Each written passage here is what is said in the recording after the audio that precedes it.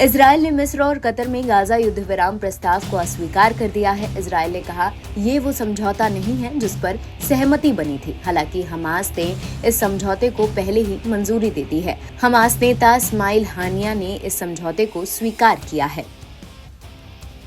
Hamas ने सोमवार को मिस्र और कतर के युद्ध विराम और बंधकों की रिहाई के प्रस्ताव को स्वीकार करने का दावा किया, लेकिन इजरायली अधिकारियों ने कहा कि हमास की शर्तें इजरायल की आवश्यकताओं को पूरा नहीं करती हैं। हमास के कार्यालय के एक वरिष्ठ अधिकारी ने बताया, युद्ध विराम के लिए मध्यस्थताओं के प्रस्ताव पर सहमत होने के बाद गेंद अब इजरायल के कब्जे में या कहें इजरायल के पाले में है। क्या युद्ध विराम के समझौते पर वो सहमत होगा इस पर या बाधा डालेगा? हमास नेता इस्माइल हानिया ने इस समझौते को स्वीकार करने को लेकर अपनी स्वीकृति की घोषणा की है। हमास की मंजूरी के बाद इजरायली अधिकारियों ने कहा कि हमास की जिन शर्तों को स्वीकार किया गया था या दावा किया गया था, उन शर्तों से ये मेल नहीं खाती है जो प्रस्ताव बनाया गया है।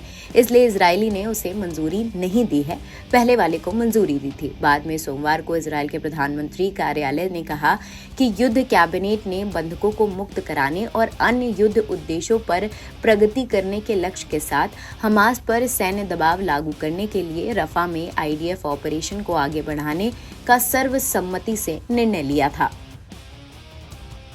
बयान में कहा गया कि हमास की नवीनतम पेशकश इजरायल की आवश्यकताओं से दूर है।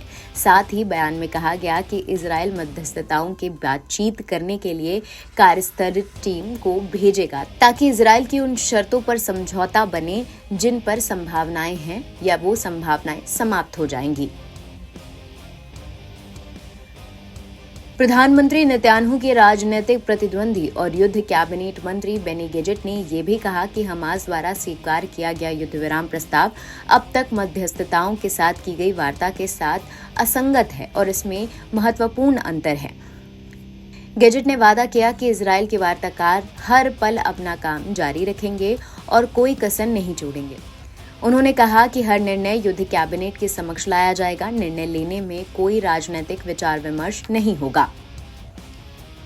हमास की घोषणाओं से गाजा में फिलिस्तीनियों के बीच जश्न शुरू हो गया है। हजारों की संख्या में फिलिस्तीनियों ने घर से बाहर निकलकर अपनी खुशी जाहिर की। उधर इजरायल की राजधानी तेल अवीव में कुछ बंधकों के परिजन और अन्य प्रदर्शनकारियों ने अल-यूनियन हाईवे पर ट्रैफिक को रोक दिया। उन्होंने ड्रम, बुलहॉर्न बजाकर और आग लगाकर सरकार से अपने प्रियजनों की वापसी के लिए एक समझौते को स्वीकार करने का आग्रह किया। कुछ प्रदर्शनकारियों ने सरकार विरोधी बैनर के साथ प्रदर्शन किया। NBT ऑनलाइन की रिपोर्ट।